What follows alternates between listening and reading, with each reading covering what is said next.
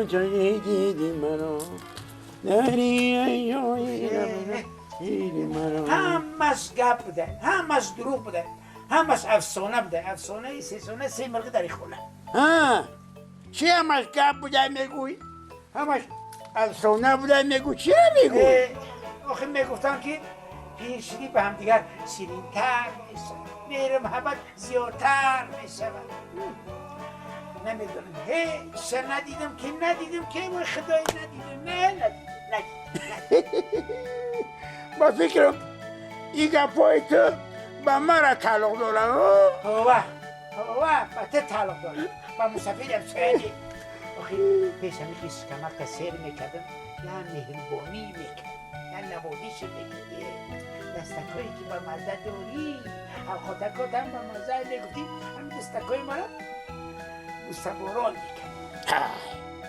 بسیار کاری نقض میکردم حاضرم میکنم اون نخود که همه سبب رنجش تشوه در صدقه حاضی رمی حاضی صدقت حاضی بیزم نتیک من صدقه شما زبانی شیرینی تو رو دست کاتم بیرو این خدایم دسته مرا که جا شد دست کات که با مزه اوقاتکاتم با مزه اوقاتکات که با مزه انا گپکاتم با مزه انا که دیلک ترشی جونی بیزم دادی بخدایی نه دیرم تر نشد یه عادت دیگه هم داشتی؟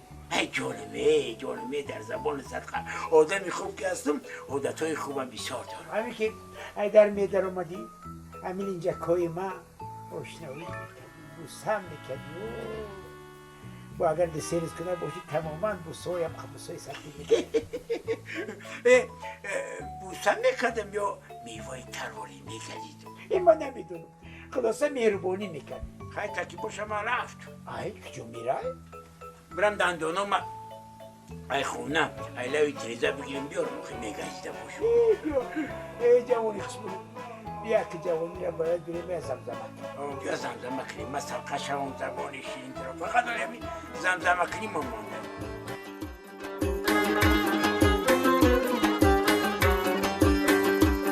در دهنی دروازه ایستادی و راست در دهنی دروازه ایستادی و راست عقلت که گیریم دختری هشد به کجاست عقلت که گیریم دختر هشد به کجاست مردم میگه سیاه پیچه یاری شماست مردم میگه سیاه پیچه یاری شماست شاید که دروغ مردمان درد درست شاید که دروغ مردمان درد درست سی بودیم سی باکی فرغار باشده سی بودیم سی باکی فرغار باشده لنجک تگزم چو میوی تر باشده لنجک تگزم چو میوی تر باشده لنجک من نگست که مادرم